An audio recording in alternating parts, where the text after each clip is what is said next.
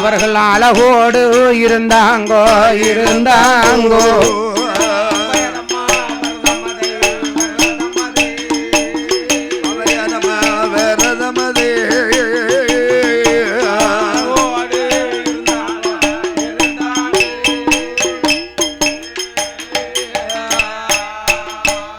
என்ன கொட்டார கரையதியிலே அக்கரகார திருவதியில் ஔவையார் அம்மன் விரதம்மா அழகோடு இருந்தாங்க. ஔவையார் அம்மன் விரதம்னா என்ன? தாந்தினி குளக்கட்டை. ஒத்தலையே அவிப்பா ஒத்தலையே தின்றுவாங்க. உண்மையிலேயே ஔவையார் அம்மன் விரத குளக்கட்டை ஆண்கள் பார்க்கவே கூடாதான். ஆண்களே சாப்பிடக்கூடாதுன்னு ஔவையார் அம்மன் விரதம் இருந்து விடிஞ்சதுக்கு பிறகு கொலக்கட்டை அள்ளி போட்டு தேங்காய் சில்ல கீறி கடவாயில போட்டிருப்பான். நம்ம பார்க்க கூடாதுன்னு. அவ தேங்காய் சில்லுக்கும் அவ பச்சை சீமா கொலக்கட்டையும் சாப்பிடும் போது கடவாய் வழியா முறையா பொங்கும்.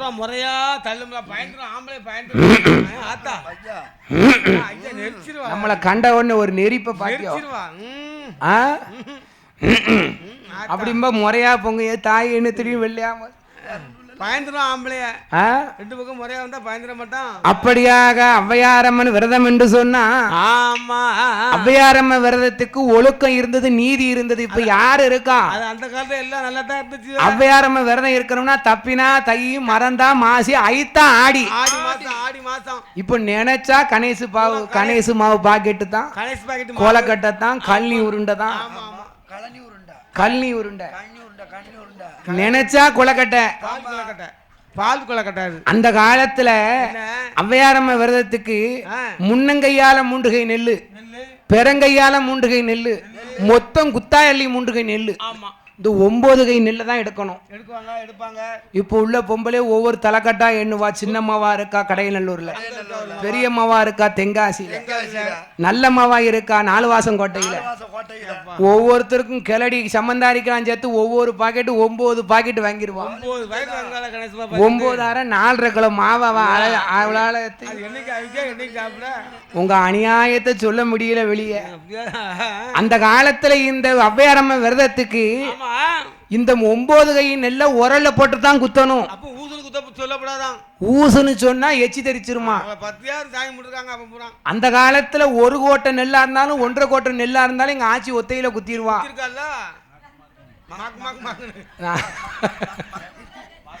இந்த 9 கை நெல்ல குத்த முடியாம ரைஸ் மில்ல போய் சண்டைக்கு நிக்கான். அங்க அவர்கிட்ட திருவையில போட்டு திரிக்கணும்ல. பிறகு அரிசியை மாவாக்கி அதுக்கப்புறம் தான் கொலக்கட்டை அம்மி போல, ஆட்டு உரல் போல, பகடை போல, பகடச்சி போல பிடிச்சு அத்தனையும் சாமிக்கு படைச்சு ஔவையார் அம்மன் விரத கொலக்கட்டையை சூரிய உதிக்க முன்னாலே சாப்பிடணும். யாரும் தெரியப்படாது. இப்ப யாராவது அப்படி இருக்காவளா? இப்ப என்ன செய்தாவோ? அன்னைக்கு சூரியன் உதிச்சு அன்னைக்கு அடைஞ்சி மறுநாள் உதிக்க வரைக்கும் ஊச வச்சு உடுக்காரம் பொண்டாட்டி 8 நாளா பிரிச்சில வச்சு தின்னுருக்கான். 8ஆம் பக்கம் நிக்காம போகுது. 9 பாட்டில் குளுக்கோஸ் போட்டிருக்கான் உடுக்காரம் பொண்டாட்டிக்கு. தென்காசியில புளுக்கோஸ் போட்டு அடிச்சுட்டு போய் அவளை தான் செலவழிச்சிருக்கான். பார்த்தல அதுக்கு தான் பச்சரிசி மாவு திங்காதுங்க. யாரு கேக்கா? அப்போ கொட்டார கரையதில கரையதிலே ஐயமாறு பெண்கள் எல்லாம் பெண்கள் ஔவையார் அம்மன் விரதத்தில மாவால ஒரு குழந்தை, மஞ்சளால ஒரு குழந்தை, ஒரு குழந்தை பிடித்து மெல்ல வைத்திருந்தார்.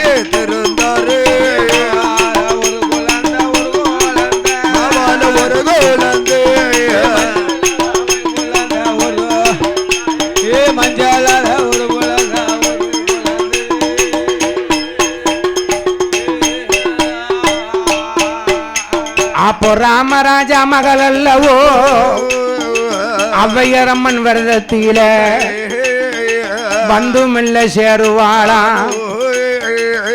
ஐயராத்து பெண்களோடு ராமராஜ மகளும் வந்து ஔவையார் அம்மன் விரதம் இருந்தா.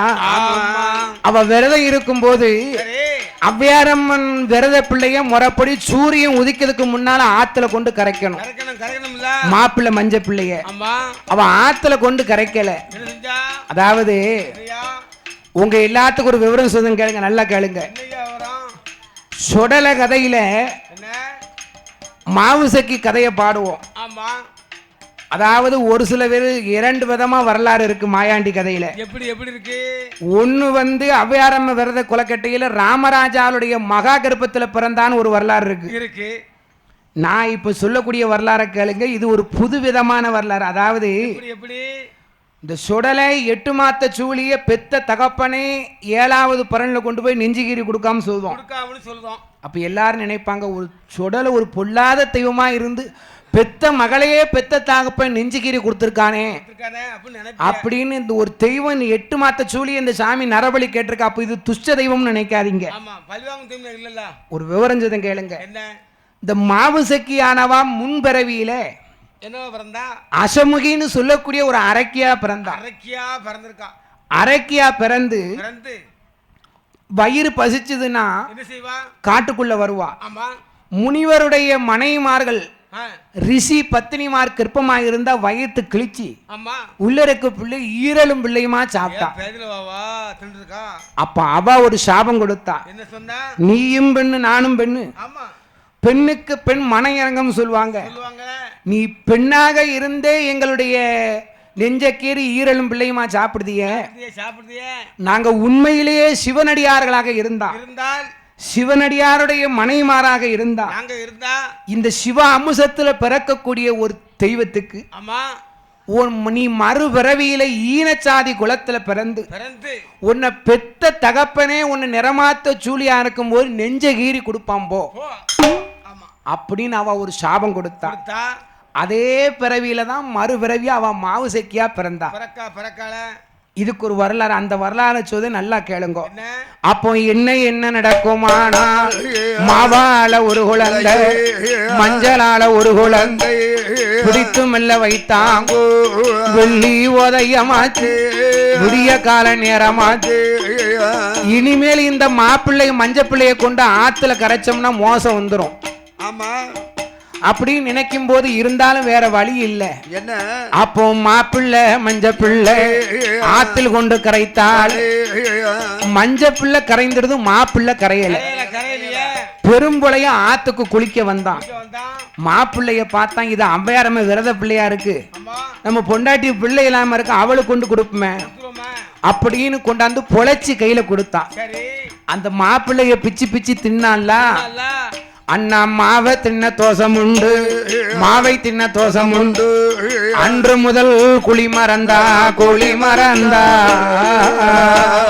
குழி மறந்தா.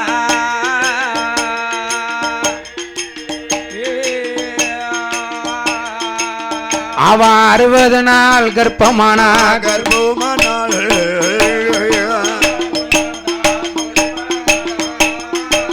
முதல் குழி மறந்தாள்.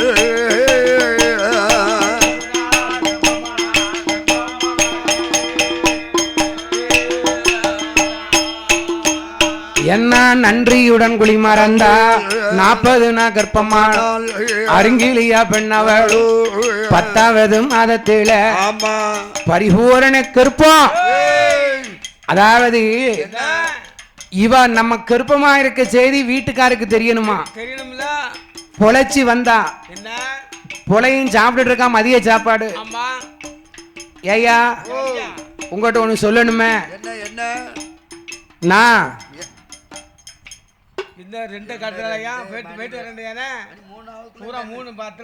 ஏயா நான் யோ நான் 2 மாத கர்ப்பமியா தூக்கிட்டான். நிறமாத்த சூழி ஆனா 10 மாதம் முற்றும் பெற்றது, பரிபூரண கர்ப்பகாலம் கடந்தது. காக்காட்சி மலையிலே பருத்தி போட்டிருக்கான். பருத்தி முளைச்சி பருத்தி வெடிக்க போகுது. பருத்தி எடுக்க ஆள் ஒருத்தியாவது வரமாட்டோம்ட்டா. அப்பம் பார்க்க புலச்சிய கூப்பிடுதான், வா போல நீ பருத்தி எடுக்க. அவன் மாட்டம்கா, நான் நிறமாத்த ஜூலி, என்னால வர முடியாது. இவன் கேட்டானா, வாரியா என்ன உன்னை அடிச்சு கொள்ளட்டுமா, இவன் கொன்னாலும் கொண்டு போடுவான் அப்படின்னு. காக்காட்சி மலையில வந்து நிறமாத்த ஜூலி மலையில ஏறப்படுமா? ஏறப்படாத, மலை ஏறப்படாத. அந்த காலத்துல நிறமாத்த சூலியா இருப்பா, வயக்காட்டுக்கு வேலைக்கு போயிருவா, அங்கேயே குழந்தை பிறந்துரும். வயக்காட்டுக்குள்ள பிறந்தனால காட்டு மாட சாமின்னு பேரு தாளக்காரருக்கு. காட்டு மாட சாமி வயக்காட்டுல போயிருப்பா, வயக்காட்டுலயே பிறந்துரும். இப்ப 40 நாள் ஆயிடுதுன்னா கட்டில விட்டு கீழே இறங்க மாட்டாங்க. பூரா பாடு பாக்கம். அப்போ காக்காட்சி மலை எதிர பருத்தி எடுக்க வாரா புலையன் தேவி புலக்குடியாலானவா குளிஞ்சி வளைஞ்சி எடுக்கும் போது பிரசவ வேதனை தாங்க முடியல. அண்ணா பிரசவ வேதனையா, பிரசவ வேதனையா, அந்த புலக்கொடியா துடிக்காலே.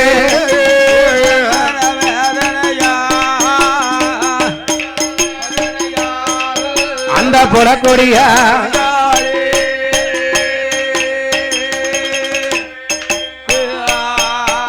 அண்ணா புலக்கொடியா துடிக்கும் போது பார்த்தான் பெரும்புலையில் நம்மளோட மனைவியாவா வேதனையா துடிக்கா. மருத்துவத்தை அழைக்கணுமே, நிறமாத்த சூழிய மலையில விட்டுட்டு போக முடியுமா? மருத்துவச்சி எங்க போய் தேட? அப்ப பார்த்தான் அவன் மாந்திரவாதியா இருப்பதால மாரண மையெடுத்தான். அங்க இருந்த வெத்தலைய புடுங்கினா வெத்தலையில மை தடவி எந்த பெண் தெய்வம் இருக்குன்னு பார்க்கான். அப்போ குத்துப்பாறை இசைக்கு அம்மா, குத்துப்பாறை இசைக்கு அம்மா, காக்காட்சி மலையில இசக்கியம்மா நிக்கா. மாரண மை போட்டான், இசக்கியம்மால கூப்பிட்டான். இசக்கியம்மா வந்து நிக்கா. எதுக்குடா கூப்பிட்ட? என் வீட்டுக்காரிக்கு நீதான் பிரசவம் பார்க்கணும். குத்துப்பறை இசக்கித்தான் வந்து அவளுக்கு பிரசவம் பார்த்தான். அப்ப என்ன ஆச்சு? மாவ தின்ன தோசத்தாலதான கர்ப்பமானா. அவாடிதோடியா வயர் வலித்து புலையன் தேவியான புலக்கொடிக்கு மாவோட கொடியோட கொடியோட ஒரு பெண் குழந்தை வந்து பிறகுலையோ கொடியோட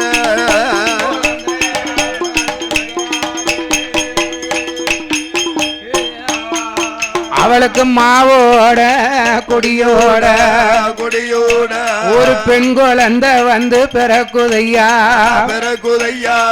பார்த்தாலே இசக்கி அம்மா, இசக்கி அம்மா, ஏ புளையா உன் மனைவிக்கு பொட்ட பிள்ளை பிறந்திருக்கப்பா. உன் கையால கொப்புள் கொடி அறுத்துரு. கொப்பு குத்துப்பற இசக்கி அம்மா தான் கொப்புள் அறுத்தான். அதே காக்காட்சி மலையில வச்சு பேர் விட்டான்.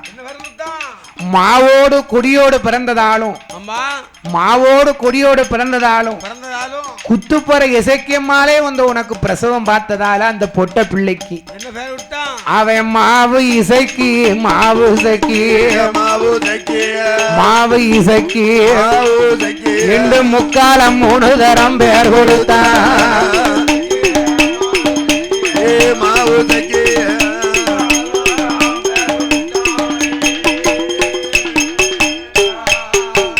அவன் மாவு இசைக்கு பெண்மகளை ஊட்டி ஊட்டி வளர்த்தானே வளர்த்தானே. உடம்பு எல்லாம் நெய்யுருக நெய்யுருக 16 வயதுமாச்சு வயதுமாச்சு.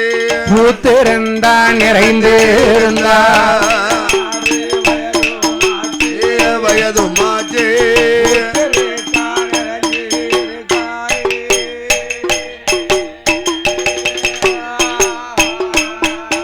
அண்ணா மாதுளம்பு பூத்தது போ மாவு செக்கி பூத்திருந்தாள்.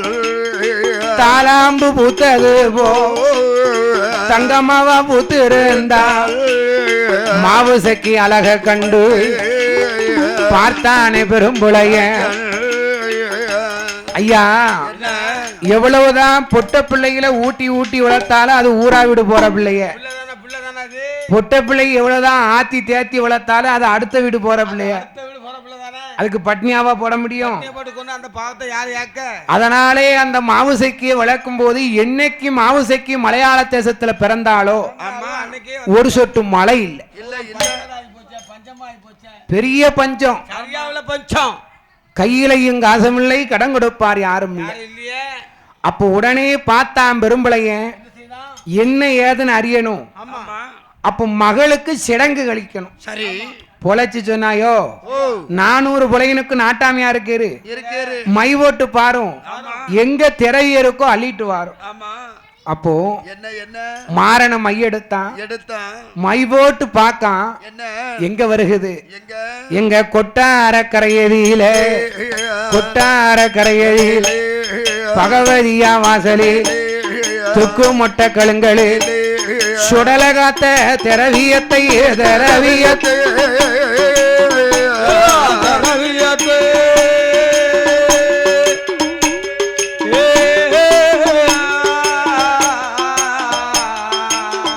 அண்ணா கண்டானே பெரும்புலைய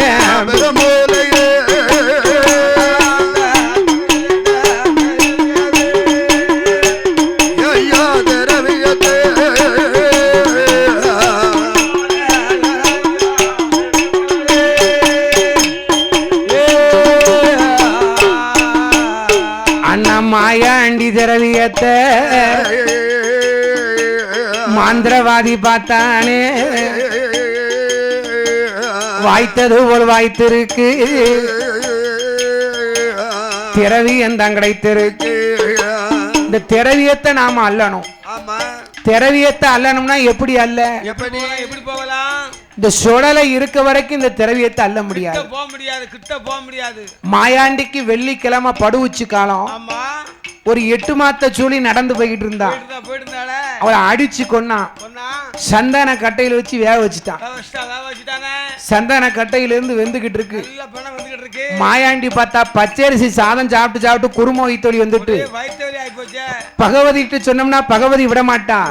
அதனா தாயாருக்கு தெரியாமல் மையானோ வாராரு மாயாண்டி சுடலையை பார்த்தானே பெரும்புலை, இதுதானே சமயம் என்று மாடுகளை பத்தி கொண்டு சுடலகாத்த திரவியத்தை சுடலகாத்த திரவியத்தை கொள்ளையிட்டான் பெரும்புலை.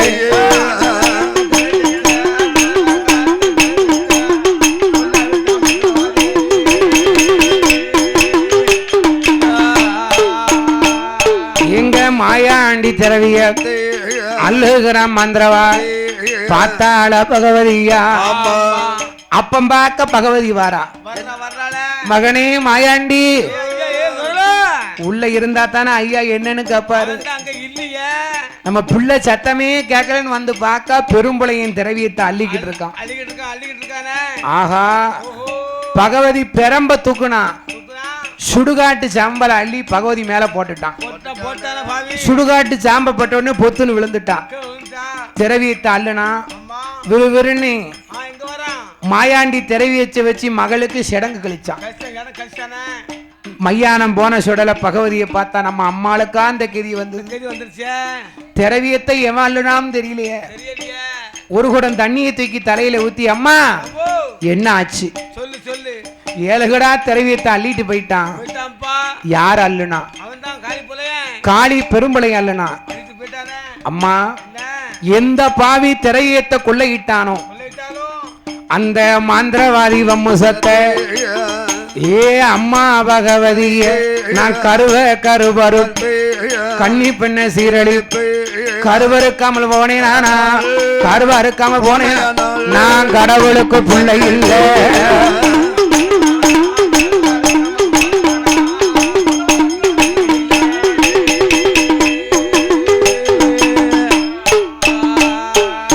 மார்பு தட்டி சபதமை மாயாண்டி சுடலையை, அம்மா பொலையன் வம்சத்தை உருவழிப்பேன் உத்தமியை சீரழிப்பேன் சீரழியாமல போனேன் நான் செஞ்சுடல இல்ல வாழ்த்தி வரங்கொடு பகவதி வரம் கொடுத்தாளா பகவதி வரம் கொடுத்தாளா ஏ என் மகனே சுடலே ஐயா எந்த நாடு போனாலும் மலையாளம் போகாதடா நாடு போனவர்கள் வியாதி வச்சு வந்திருக்கா வடநாடு போனவர்கள் என் மகன மாயா அவங்க வாழ்வு வச்சு வந்திருக்கா மேல்நாடு போனவர்கள் மேன்மை பெற்று வந்திருக்கா ஆனா தென்னாடு போனவர்கள் நான் திரும்பி வர பார்த்ததில்லை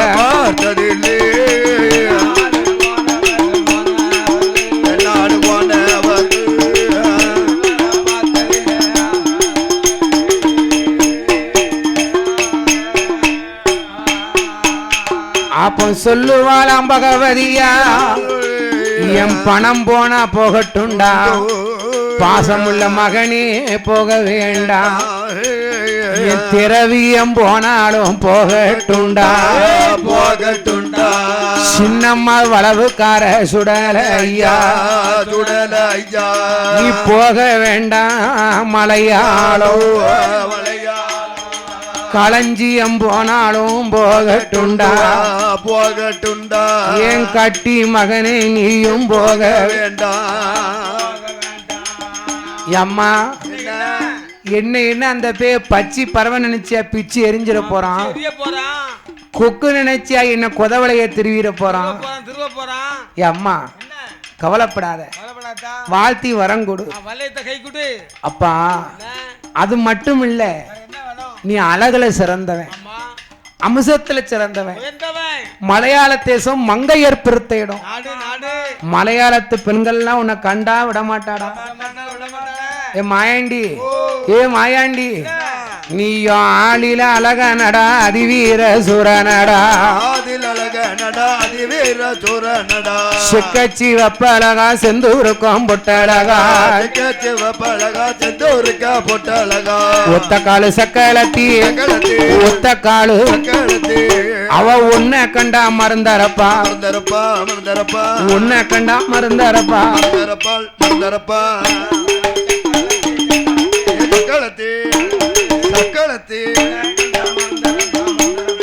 மாயாண்டே உன்னை கண்டா மறந்தரப்பா